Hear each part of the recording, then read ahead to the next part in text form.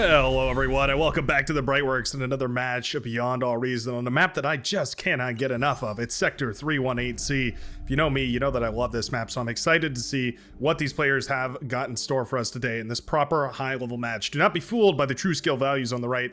These are some well-experienced players. So spawning in on the eastern side, representing the blue team, is the blue team leader. Spawning as an Armada commander, a commander that goes by the name of Nazah. Nazah here, going to be clocking in at 42 true skill, silver chevrons all the way, and tapping in from Canada, the land of Canada. Somebody commented that I didn't know that it's pronounced Canada. I know it's pronounced Canada. I think it's just called Canada. Anyways, all the way across the map here, representing the red team right on the front lines, front and center, reporting for duty, is the red Cortex commander, goes by the name of Jamakis. Well known by this point around the community, well feared, I should say. Gonna be starting up that bot lab right here on the front line. Bot lab actually a little contentious here. I felt like vehicles might be the ideal start here, but we'll see how we can do. Certainly the bots have a lot of room for micro potential, so I'm sure we're gonna be seeing a whole lot of that as a couple of grunts get pumped out here, right into a res bot, right into a couple of constructors. Everything basically up to standard here. The wind speed looking phenomenal, so all these players are gonna be ripping and roaring right out the gates. Now, despite the true skill being all over the place here, we have a whole wide range of experiences. You can see that the chevron count is pretty high on both teams here. So despite the true skill numbers kind of being all over the board, this is definitely going to be a proper high-level match. So stick around to the very end to see which of these high-level teams is going to be able to actually duke it out and stay in the business. We do have tan units moving across the map right here. I think that might be the first contact for the blue. Purple units on the southern side likewise going to be making contact with the red here shortly. I think we'll focus on these rovers over here that are making their way across the map though. Beautiful little robots making their way all the way into the base over here. They do potentially spy the base. There we go. Switching to the player view here, we do see that they spy the base of M8192, the Seafoam Green commander. In fact, they'll even snipe a metal extractor there. Quite nice. 1.8 metal per second down the drain for the Seafoam commander. There are a whole bunch of ticks chasing after those pesky rovers right here. Oh, they snipe another metal extractor too. My goodness, the value is off the charts. Meanwhile, if we switch off of this view and come all the way over here, we can see that these ticks have also done some damage here, sniping two metal extractors, and one tick manages to escape and make its way all the way across the map here. We can do a citizen's arrest. No, not quite. There we go. Friendly tick will be enough to shut down that invader, and this will all be cleaned up nicely. A little bit inconvenient here for the white dragon. Yeah, the white dragon. There we go. Or the white dragon. No E on that one. To rebuild, we have the constructor here, so we're going to be able to put these metal extractors down. It should be the very next project that we work on here. Hello. Hello. We need these mexes back up and running here. Critical to the metal infrastructure that we get those mexes up and running. A couple of grunts across the field, by the way, have done a tremendous amount of damage as well. Wind turbines popping all over the place. Constructors even in trouble right now. Rusty men, but time to get your head in the game. You have a whole bunch of constructors. There we go. Citizens arrest.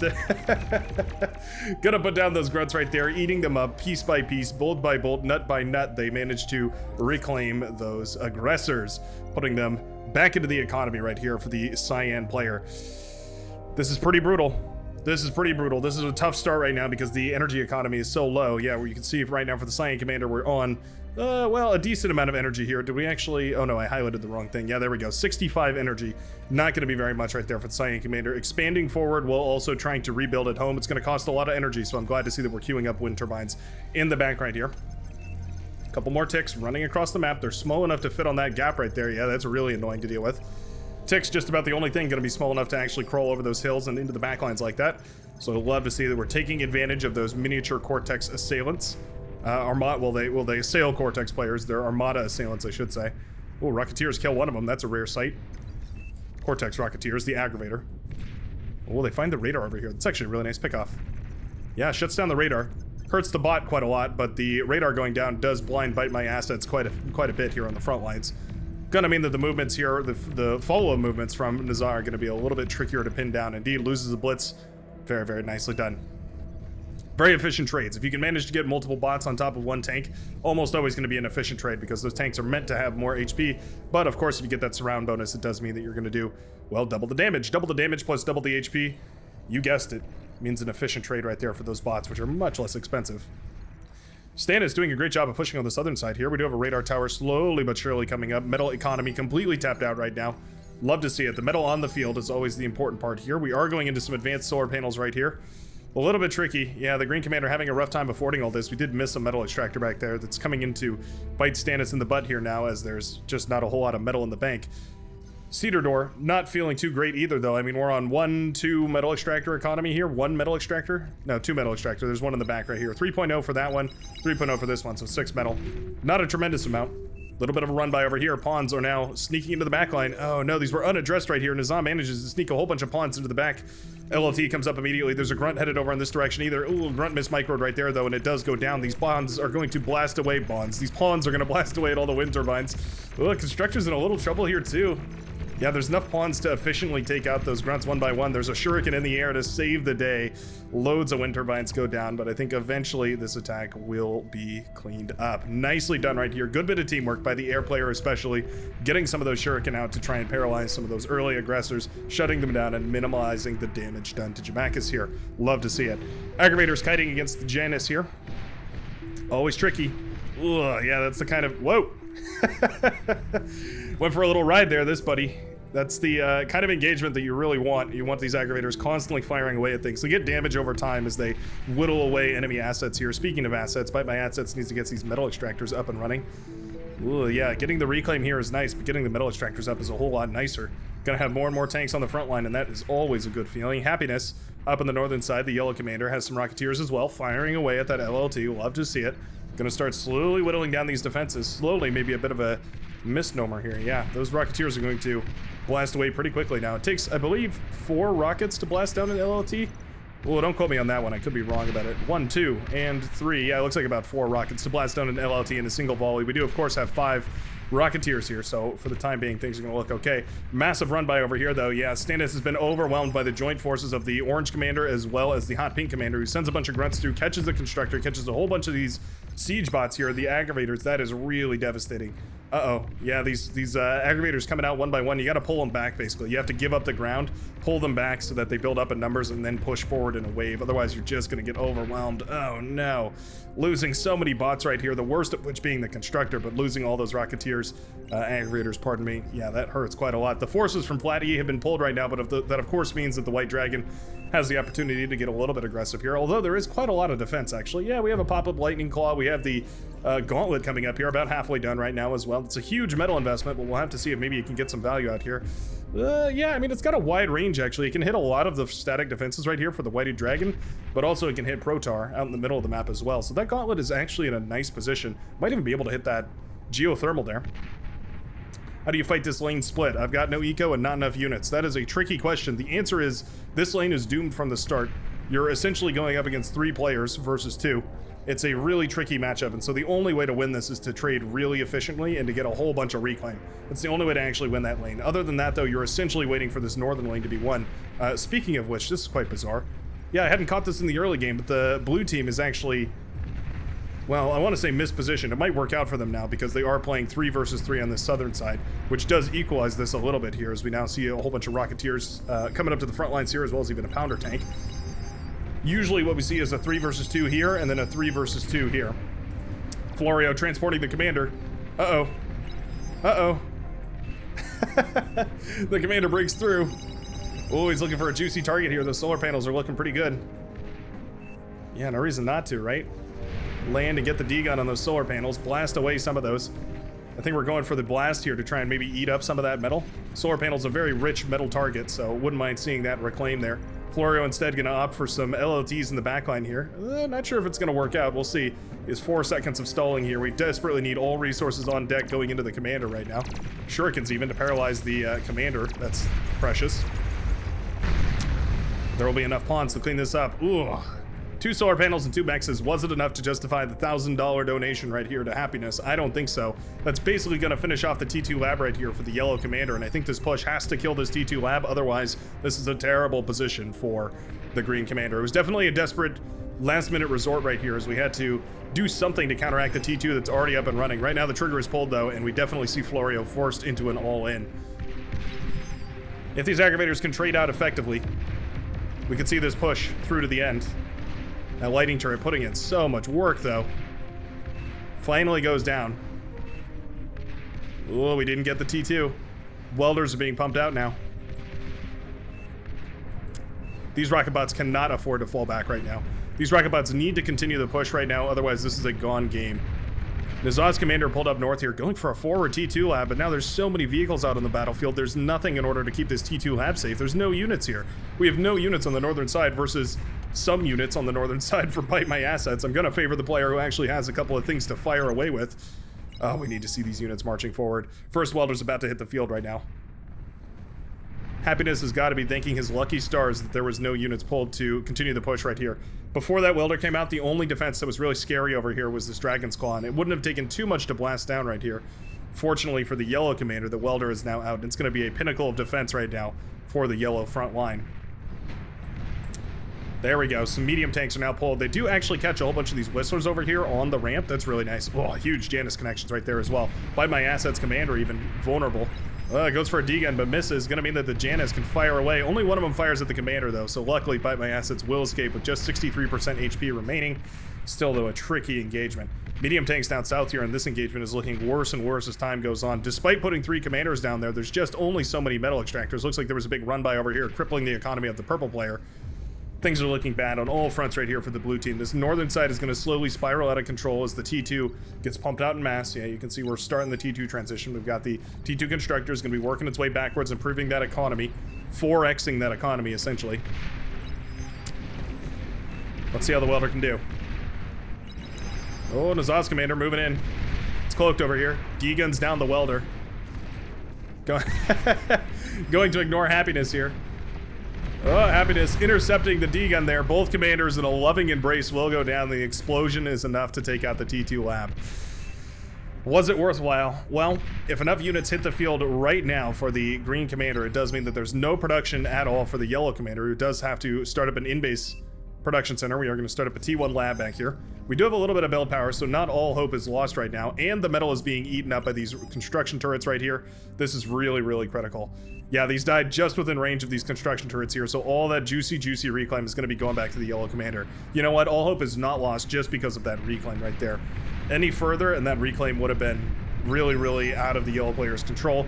But just because it was eaten up by those construction turrets, I think this is going to be significantly more recoverable than it looks for the yellow commander. Just needs to get some forces on the field, and I don't think that'll be too hard.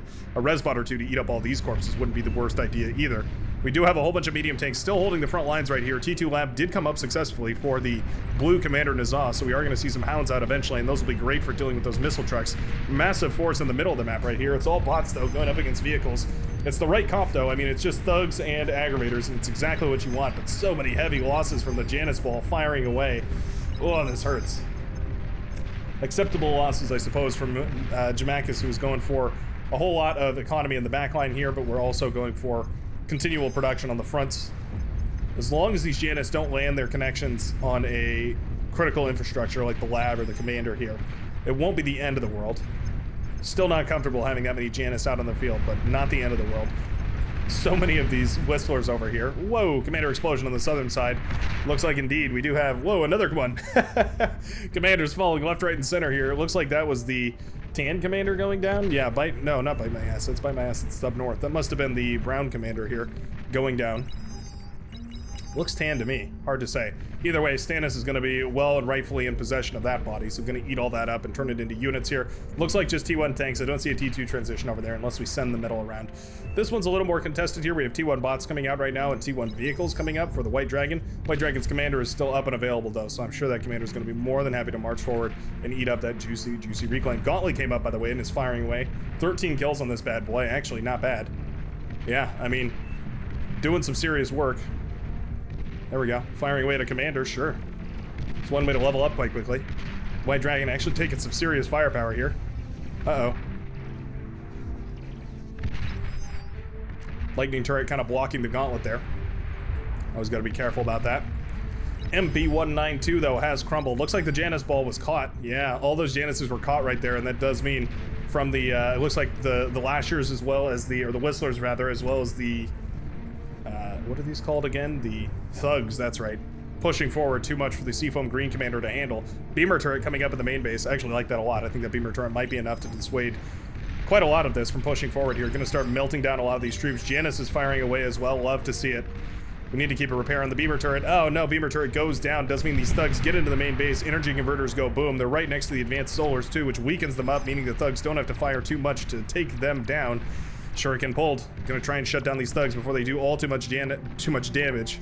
Janice rolls out of the lab. Too much Janice. Catching myself all over the place here. There we go. Janice slowly but surely getting these down, and I think eventually with the help of the Shuriken, this will be stabilized. Definitely uncomfortable though. Love the Resbot running forward here to eat up all this wreckage here. Jamaica's definitely capitalizing on this, turning his lab into a T2 on the front lines here. Gonna be building a T2 bot, sending it forward. Or sending it backward, probably, rather. Let's see. Wouldn't be surprised if we just see this bot going backwards to stiffen the economy. T2 economy, by the way, up and running for the yellow commander, which does mean that this transition sort of paid out because that T2 constructor came out, and ultimately that's essentially the most valuable thing out of the T2 lab. Getting that T2 economy up and running is really, really important. Hounds are now firing away, though, for the lime green commander. Looks like we are gifted the hounds from somebody in the back line. T2 economy coming up for the green commander as well. It's going to be a proper T2 battle up on the northern side, it does look like. T1 reinforcements coming out for Stannis on the southern side, but we're already up to T2 down here. The orange commander has had all the time in the world to get up to T2. We've got a fusion reactor, we've got build power, we've got everything and our mother's wallet contributing towards this economy right here. We're pumping out T2 in mass, and I think these hounds hitting the front line are eventually going to overwhelm these forces if we don't see a drastic rapid onset T2 deployment. Boy, what a sentence. T2 constructor almost finished here. As soon as we get the T2 mexes up, this is a whole lot easier to hold. Until then, you're just not going to have as much mass out on the field. Hounds marching forward, trying to get some value out here. I love to see the hounds engaging against the T1 vehicles. Just about the only place those vehicles are going to be able to get value is if they connect against T2. Connecting against T1 at this point is just going to leave a reclaim field. That means that you're essentially fighting over scraps. Relative to the T2 economy, and especially energy converter based economies, it can really feel like you're not really doing all too much if you're trading out T1 forces. Fiends jump forward. They do catch some of the Janus here. That's quite nice. Janus, not the worst answer to the Fiend, just a inefficient one. Gauntlet here, the only thing preventing these hounds from completely overrunning this base at the moment. The Gauntlet has a special place in our hearts as Armada commanders. The lone bastion against the T2 transition. Expensive and inefficient, yes, but a bastion nonetheless. Not to be confused with the static defense turret called the Bastion. Oh, there's those Sheldon firing away. One Sheldon, two Sheldon, not really the end of the world. You get any more than that, though, and it really does become a problem. Oh, nice micro right there. Seems small, but it's so easy to lose your spy bots from a couple of assault units marching forward right there. Spy bot microed back just a step or two in order to keep it alive. It means that these hounds are going to have perfect vision firing up onto this hillside here, which is really important.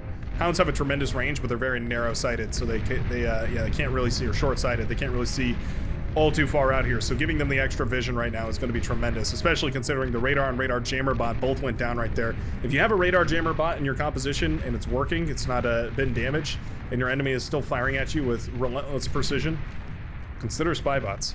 Consider some spam to send out in front of your units to check for spy bots. It's a likely culprit. We have hit that critical threshold where I think these hounds can pretty much push forward right now and do a whole bunch of damage. There they go, sending volley after volley into these T1 spam units. Yeah. Mesa's not really going to have a great time pushing up this hillside. Tons of Fiends right here as well. We'll love to see these breaking the lines right here and then the hounds cleaning up whatever's left. Right now, these hounds are just taking fire from that gauntlet. It's not a tremendous amount. It's about 16 per shot, it looks like. Percent, that is. Uh-oh, Protar in a little trouble. Protar in a little trouble. Ooh, Pink Commander. Getting real low. 23% left on that Hot Pink Cortex Commander. Or Powder Pink Cortex Commander, I should say. Forced to cloak and hide. Retreat into isolation here. Beautifully done by Rusty Memba, who, by the way, took a tremendous amount of damage in the early game and managed to come back quite nicely here. Very, very cool to see. Fiends will be forced to be pulled down to the southern side in order to clean all this up. Protar, able to eat up all these corpses over here. About 3,000 metal left in that wreckage pile right there. Definitely going to be well worth it as far as reclaim goes. Putting all that back into the economy, making a T2 lab, making a T2 transition off of it, definitely going to be well worth it. Rattlesnake has come up on the front lines here, denying so much range right now. Yeah, LLTs are forfeit at this point because that Rattlesnake can blast away at them. Not to say you couldn't move them back a step or two, but you have to move them back a step or two, which is a little uncomfortable. Gives your enemy a little more space, and that's never a comfortable feeling. We've opted out of spy bots and into tick spam. Not the end of the world, and certainly wastes a lot of those Sheldon's potential, which is always useful. Building up a T2 siege here as well. We've got a whole bunch of these Whistlers and the Mauser working together. I actually like that quite a bit. There's also a spy camera that was set up over here. That's actually really neat. Some Dragon's Teeth over here. Mixing in the Dragon's Teeth with the Dragon's Claw is so lovely, because it means that your enemy doesn't really know which one's real, so they waste so much more time dealing with all of that. Which is pretty funny. Always good to see. Love the inclusion of the Whistlers here as well. I know they're just remnants of the T1 era, but having those Whistlers here does actually offer a lot of vision range. The Whistlers have a lot of vision range for their missiles to work properly. It means that they combine really nicely with artillery pieces. Any artillery piece works. Little push down south here. Well, little may be an understatement. It's a lot of grunts and fiends associating with these Sheldon right here. This is the, when I think of a Cortex composition, a prolific Cortex composition, a well-renowned Cortex composition, one that just works in basically any scenario. It's the Fiend Grunt Sheldon. Basically deals with anything that you can pull out of the books. Shuts down spam, shuts down high armored units, shuts down just about everything across the board. One of those compositions that if you play Cortex, you're just going to have to get really familiar with, because there's no way to avoid it if you want to play competitively. Sheldon and gunslingers and welders, oh my. Pulled down from the northern side here, the blue commander sending reinforcements to try and clean all this up. Already the base has been devastated though. We have Resbots running forward to eat it all up. Lovely stuff here. Destroying the base is one thing, but as soon as you start eating it up, you start affording yourself a tremendous advantage, and that's exactly what Jamakis has. So much T2 over here now. Yeah, Arbiter is going to be perfect for breaking that gauntlet. That's exactly the unit that you're looking for.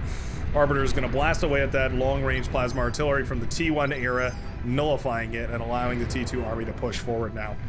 Every single volley of those Arbiters is something dead. They're sort of similarly ruled to the Sharpshooter. They work somewhat alike to the Sharpshooter in that way, but they don't work exactly the same. You have to treat them a little bit differently. You have to be much more careful with them too. Definitely not as good against units and way better against structures. Tactical nuke is launched. Tactical missile, I should say, is launched. Heads right for the Prude, but the Prude can take it. 72% left on that Prude. Boy, is that Prude good. Very nicely done, by the way, by Nizar. Having the foresight to realize, hey, maybe I shouldn't go for the high explosive geothermal right next to my main production center here, and instead going for the much more repairable, much more sturdy unit or defense there instead, structure there instead. Doesn't help the fact that there's so many units in the backline now, blasting away at Rusty Memba's base. We do have heavy tanks out, and these tanks will eventually clean all this up, but eventually being the key word. It's just going to take forever. Sheldon already popped all the energy converters. A large portion of the economy was relying on that. The advanced metal extractors going down doesn't help either. Massive push on the southern side too. It's just the power of T2. We're watching the efficiency of T2 dealing with the inefficiency of T1 here. Yeah, Maces and Pawns no longer going to cut it against Fiends and Sheldons. At the very least, these heavy tanks, pardon me, do manage to actually clean up all the Sheldon in the background. That's nice. If it weren't for the fact that there's a massive gaping hole right in the middle of the map here for the blue team. It's going to take a lot in order to clean all this up. So many Wolverines. My goodness, what a fleet of Wolverines we have here. T1 and T2 pushing forward at the same time here. Thugs and Fiends. Not the end of the world, but man, what an explosive composition. You know what? Seems like it worked out pretty good, though. Fiend's doing a great job of breaking the tank lines, and the Thugs pushing forward regardless. They have plenty of HP to sustain all this. Loads of T1 goes down over here. The last remaining T1 battle going down on the southern side. There's a whole bunch of T1 medium tanks engaging against the Thugs here. This is the push that I think is going to do on the blue team, though. We've got so much T2 moving in this direction here. These T1 are so slow as well. Even the artillery over there are pretty slow, and the Arbiters are able to fire away at them. Arbiter's not great at trailing their shots, but if there's a unit in front, then obviously they'll be able to sort of adjacent, they fire at the unit adjacent and it hits the one next to it. Close enough, especially for Cortex work. Are the heavy tanks going to be enough? Production has all but halted here as the build power is fumbled away. These offline hurts quite a lot as well, the advanced metal extractors it is. Tigers are doing a great job of cleaning up a lot of this, but I just don't think they're going to be able to clean up all of it. At this point, the tick spam is becoming an issue too. We do have a Centurion out on the field. One of those rare instances where T1 is fairly effective against the late game compositions here. Wasps up in the air to snipe Rusty Memba. Ugh. Beautiful snipe right there. Feels terrible for the Cyan commander.